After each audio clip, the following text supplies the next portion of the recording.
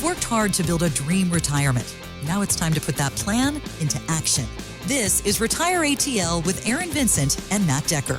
The team at Vincent Financial wants to help you build, protect, and grow income to get you to and through retirement.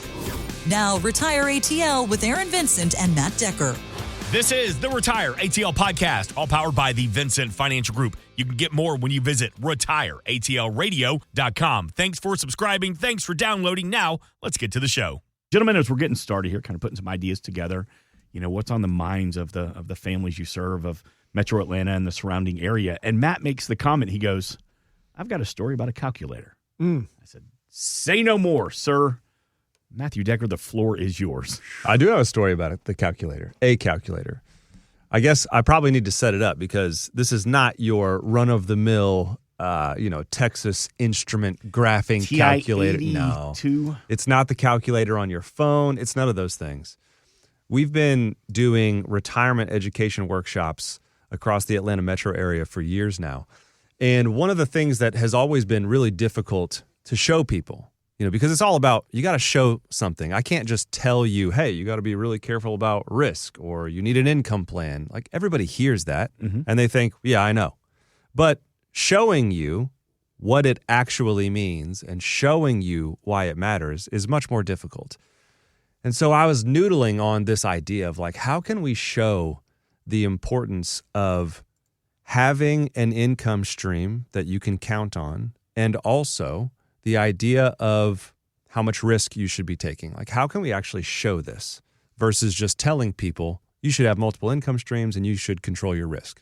Because you can't really do anything with that. And so I was laying in bed one night and I just knew what I needed to do. I'm like, when Matt noodles, the end result is, and so I made a calculator.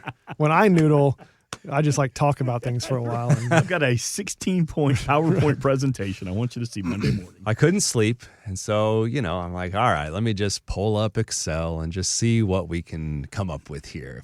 Let's see if I can show how this actually works. So yes, I built a calculator. And it's always interesting because sometimes when you noodle, you have this idea, you're like, oh, this is going to be epic. Inspiration. Oh, everyone's going to love this. And then you get done and you're like, it didn't work. Dang it.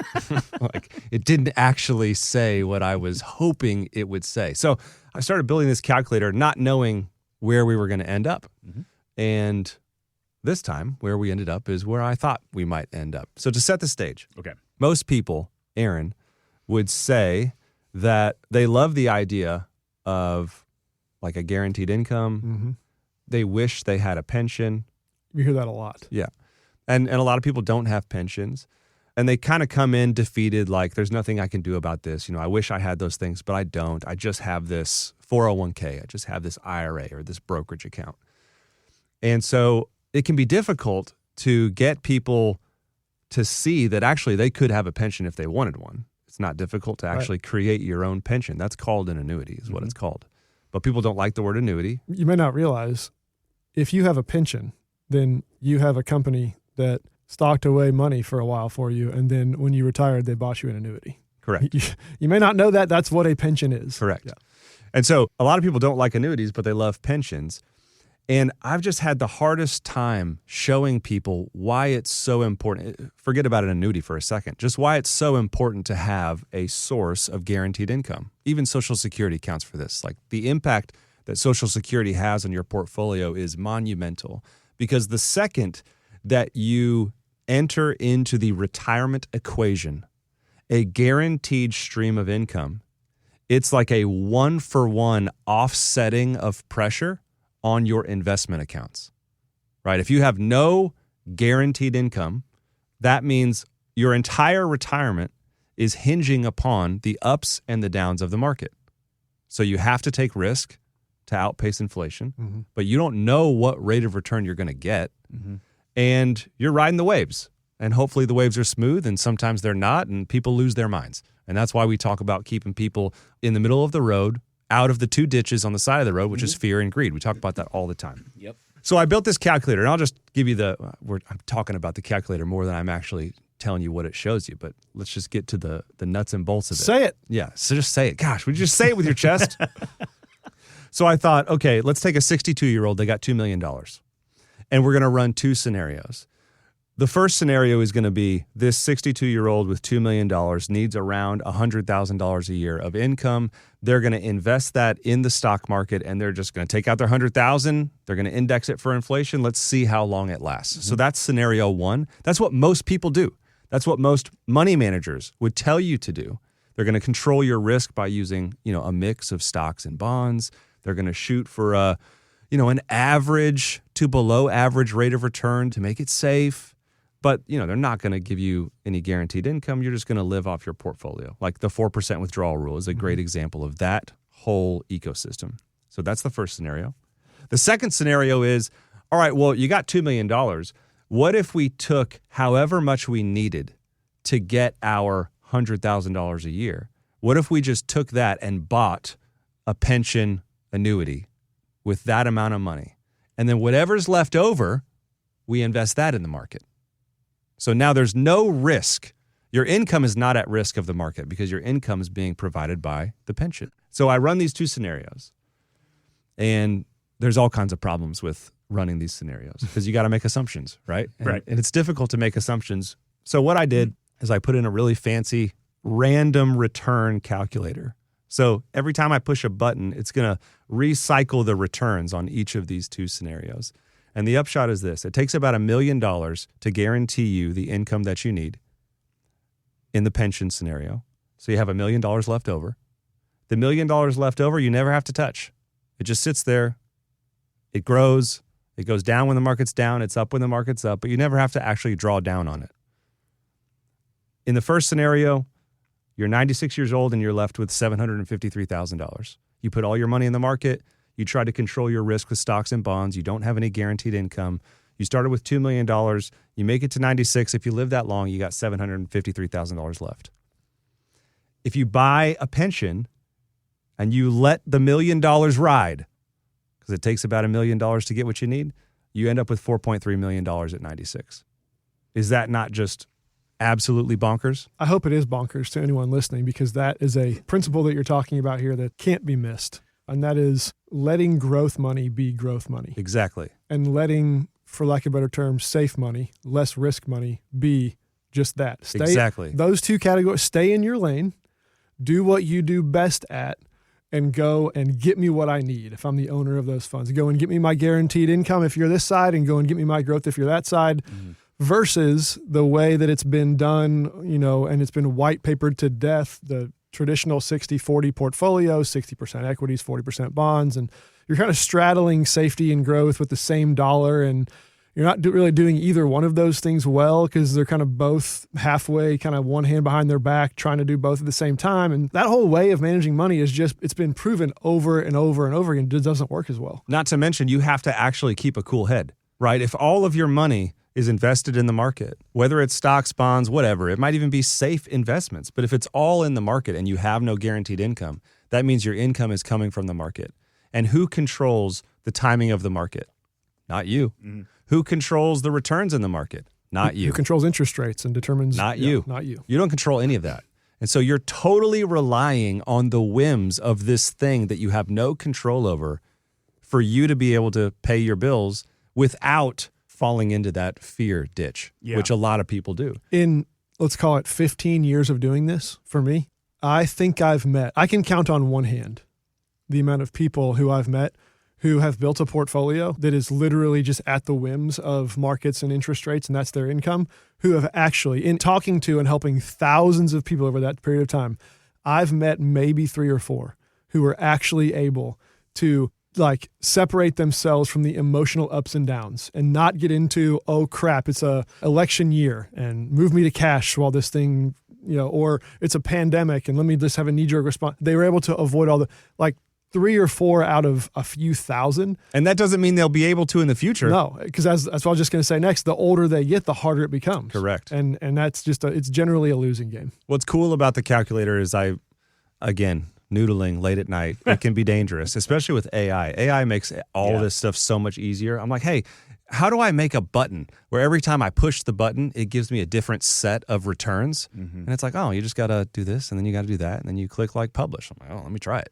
So now I've got every time I push the button, it gives me a different set of returns for these two scenarios.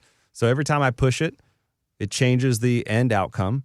You know, in scenario 1, all your money's in the market. Now you got $258,000 at the end. Scenario 2, you have a pension, you buy an annuity, whatever. You have a guaranteed source of income with less dollars in the market now. You end up with $3.8 million. Yeah. The point is, every time I push the button, it just goes to show you that if you are able to have polarity in your investments, your growth money is growth money. Your safe money is safe money. You're not trying to do everything with one portfolio, income and growth. You just put yourself in a better position to succeed, and you smooth out the ride emotionally because you just know you don't have to worry about it. What I love about this, one of the things that we've hinged our entire infrastructure of our firm on, and our process and our team and how they're trained and the tools that we use, is we are really big on showing you. Mm-hmm.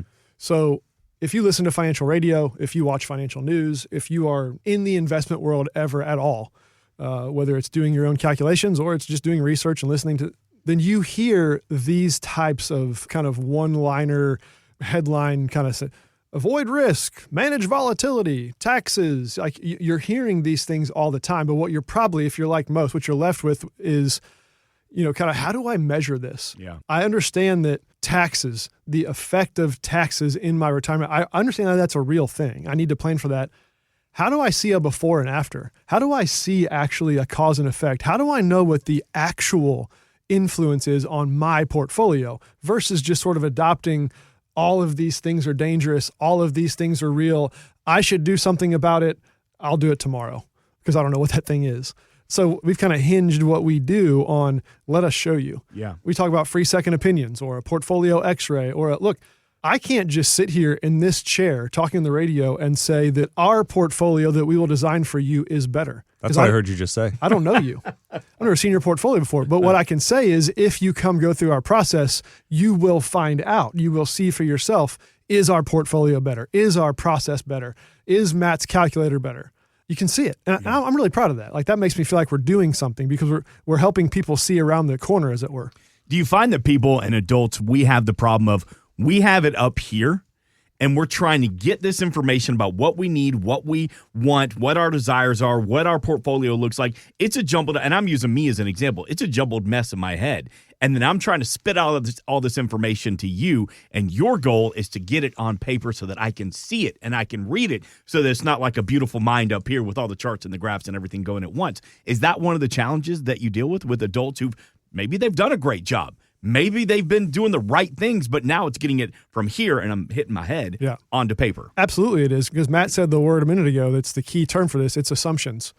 You might not even realize what assumptions you've made. You've assumed that I need to save X, and that's when I've reached my threshold. Or you've assumed that your average returns for the next 30 years are going to be X. And so you may not even know how many assumptions you've made or when you've made assumptions. And so to speak those things out loud, to talk with us or our team and kind of, we can help you kind of expose those thoughts and expose those fears or expose those plans and help get it out. And we can kind of use our tools to diagnose them and show you like the long-term effects of this or that, and maybe how stress testing for market volatility or whatever the quote unquote threat might be, you can actually see it. We can show you before and after. Yeah. And so getting those thoughts out of your head and kind of getting them on paper and getting them visual, I think is huge. Might be a good time to let people know if you do want to see that. This is a process that we've built and created to show you exactly everything we're talking about right now. What assumptions are you making? You know, where are the pitfalls in your current plan? How much do you actually need to save? How much risk do you actually need to take? What could your income look like if you retired now, 2 years, 3 years, 4 years from now? We've created a process. You'll love it. Call us, 770-741-0120. retireatlradio.com, and we'll get you hooked up. So this is an article about a lady dealing with a financial advisor. I want to get your take on it. This comes from Business Insider. So she started saving for retirement in her early 30s, and she had the goal of, like we all do, retiring as a millionaire. Her financial advisor found 4 mistakes that are holding her back. This included lack of contributions, no tax diversification, no income strategy, and not enough income streams. How often do you see the same kind of errors when investors come in for that, as we just mentioned, for that second opinion? All the time. Yeah. I mean, very rarely. Aaron said he could count on one hand the amount of people that came in with a portfolio where they were actually able to stay the course and it was going to do what they wanted to do. And I think it's the same story here. Hardly anybody knows this is how much I need to be contributing towards my retirement to get where I want to go. That's just one of the 4 areas. Hardly anybody has come into our office and said, I know exactly how much I need to be contributing actually, and it's this amount. Because this amount over the next 7 to 10 years is going to get me here, and then that's going to equal this income stream, and here are my plans. Like, nobody comes in and says that about how much they should be contributing. Same thing with tax diversification. Most people are calling our office saying, I need tax diversification, and I don't know how to get it. Can you help? I would say that's actually one of our most common phone calls. I need some tax diversification. I don't know how to get it. Can you guys help me? Yeah, and I think what is one of the common threads through all this is consistency. We're all subject to fads and news and, kind of what's going on now, prisoner of the moment, and so, yeah, hey, this was a good year. Let me go ahead and make sure I make some contributions, or maybe I will actually put some money into a Roth and have some kind of tax diversification, or maybe, but there's no reason why. In your example, Mark, here in the story, it's early 30s. In the good old US of A, there are 0 reasons why a person starting in their 30s can't retire like a millionaire. That's plenty of time, and there's so much opportunity if you just do a few things right. And just because you're now 50 or 55 or 60 doesn't mean those principles change. You don't have as much time now, but the same principles apply. And so to have conversations now, whatever now is for you, maybe you're 5 years from retirement, maybe you're 20 years from retirement, maybe you're knocking on the door of retirement. There are certain changes you can make and principles that can be made. I think a lot of people assume that when I want to retire, let's just say it's age 65, then I'm done. I've done all that I can. Now I have what I have, and it's like that's in a vacuum and it's kind of left kind of isolated. Yeah. But the truth is these same principles apply. Even if you retire tomorrow and you begin taking income, there's a lot you can do. I mean, really, until age 73, the required minimum distribution age, that window of opportunities to make changes and improvements to your portfolio, even if you're done working and earning an income, is so significant. It will affect the next 20, 30 years of your life more than you can imagine. And so measuring things on that regard as well, just because you're at or nearing retirement doesn't mean that these strategies and some of these plans and opportunities that you have are over. I mean, you've got a lot of time still to manage that portfolio through retirement. In fact, it's the opposite, actually. It's kind of what you're getting at. This article was about someone in their early 30s, but if we all think back to our early 30s, are we thinking about income streams in retirement? I was going to Vision nightclub, maybe Tongue and Groove, maybe spending Saturdays at Wild Bill's. What's going to be my income strategy in 35 years? Like, no one's thinking like that in their 30s. There's only 2 things you need to be worried about in your 30s. Are you living below your means, and are you saving? Like, that's pretty much it. But all of the things mentioned in the article, lack of contributions, no tax diversification, no income strategy, and not enough income streams, that's what we deal with on a daily basis with people who are in the retirement window. They're in their 50s. They're thinking about retiring in the next maybe 10 years. They're not in their 30s. It's coming up. Like, they're thinking about this. Then what would you tell that person that's listening this weekend that somebody's in their 50s? They're in that 5 years out from retirement. Again, they haven't really gotten started. They've got the idea in their head. What would you tell them, Matt? I would say you're most likely in your peak earning years. And so the amount that you can advance the ball in these next 5, 7, 10 years, you'll be staggered at how much better your retirement situation could look just given 5, 7, 10 years, knowing that you probably are in your peak earning years. Most people come in and think they're way behind.